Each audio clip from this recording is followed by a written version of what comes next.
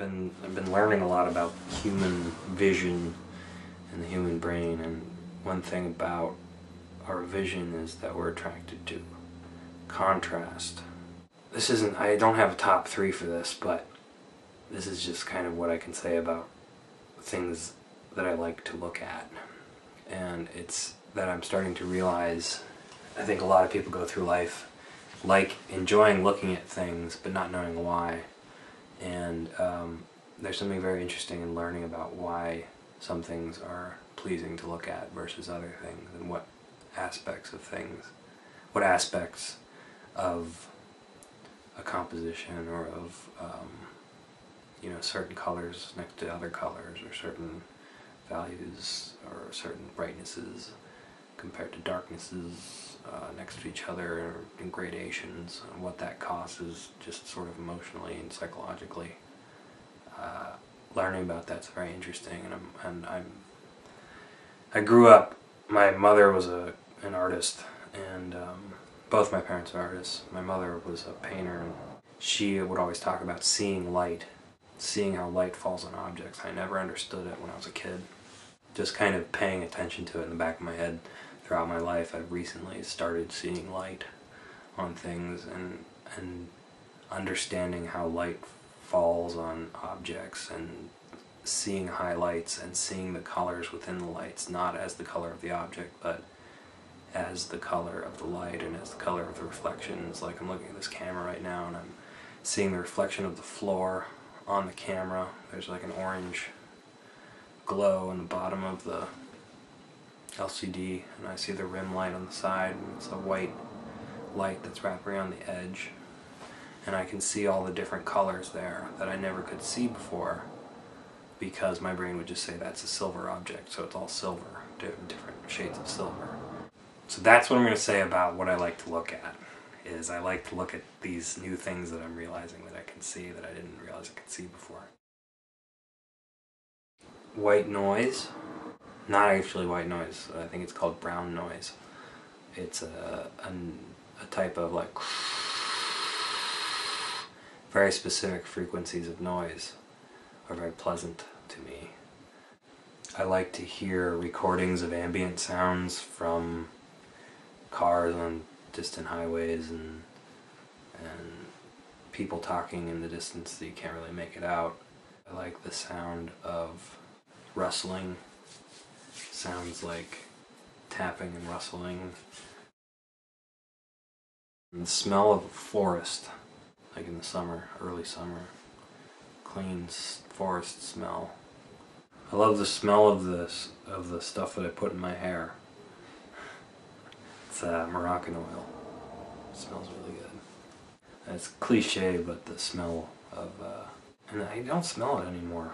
And maybe they use different pavement or something, but the smell of when rain just hits cement, especially if it's a thunderstorm. There's sort of like an ionized smell in the air, and the cement, when the rain hits the cement, there's some kind of smell, there's some kind of smell that's released from that. I don't know what it is.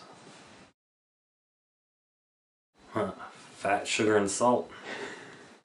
I mean, that's really, in the end, what we're all looking for. These socks that I'm wearing, I never thought I would like the feel of wool, but these socks that I'm wearing right now are wool socks, and they feel really good. That's why I wear them all the time. Oh, my dog. My dog has really soft fur. My dog, Zoe dog. This isn't really texture, but heavy vibrations. I like the feel of deep, heavy vibrations. It's not really texture, but that's a tactile thing. I love thinking about the future, whether it's good or bad. I love thinking about what could happen in the future, whether that's a wonderful, peaceful thing where we all get along and venture out into the stars and settle other star systems, or if it's just some kind of post-apocalyptic kind of vision. I love thinking about what things that could be, or how things could sort of extrapolate from where they are now and where they're headed to where they might end up. That consumes most of my daydreaming. When I was a kid, I used to like to think about kind of fantasy realms that don't exist, and I find that's become harder and harder as I get older, and it's kind of disappointing to me because I don't have that ability that I once had to come up with fantastical alternate realities. But I like that. I like those thoughts if I'm able to generate them.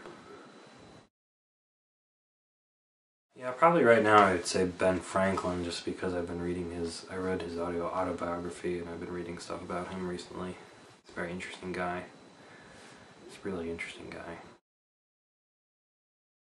I mean, I think it'd be someone like Genghis Khan, or like someone really ruthless and insane, because if I'm gonna fight someone, I would want it to be the pinnacle of violent people, I think.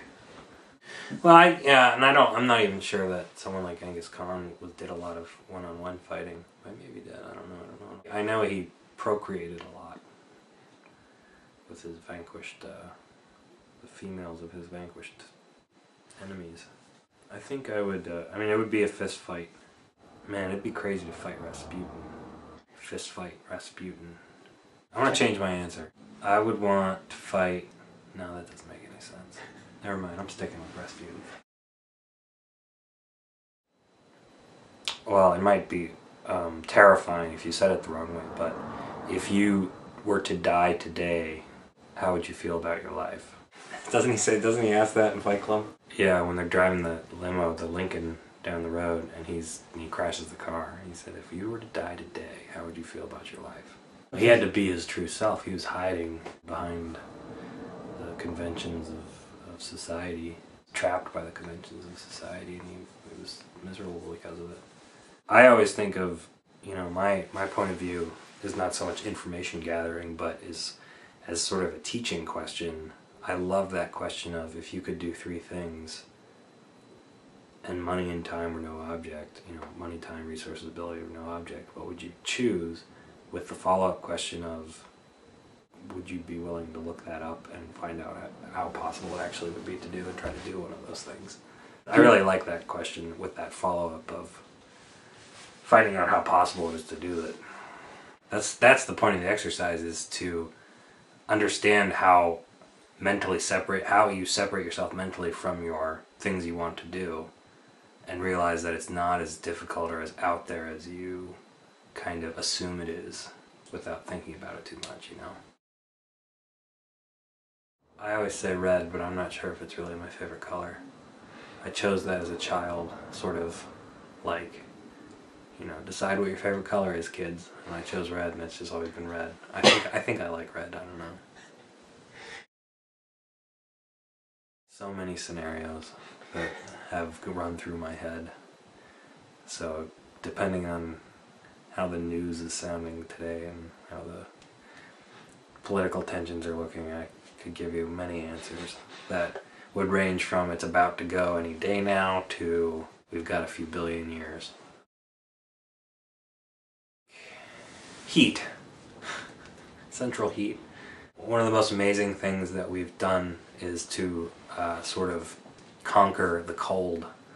And I know it doesn't feel like that living in a cold climate, going out and walking the 10 feet to your car until your heater turns on, but it's really amazing what we've been able to do to protect ourselves from an environment that can kill us within an hour or two without the technology that we've developed, our clothing, our houses, our heating. So I would probably miss having the reliable safety of gas and electricity. I think if I were better at designing my life, I would probably be living in remote wilderness. So there's a lot I would not miss. I would not miss the workaholic culture, reality television, traffic. I would not miss getting phone calls, urgent phone calls asking me to do a bunch of crap I don't want to do. That's what I would miss. They would be, I'm sorry to anyone who I've hurt, and I hope I've made a net positive impact on the world. Yeah, so long, and thanks for all the fish.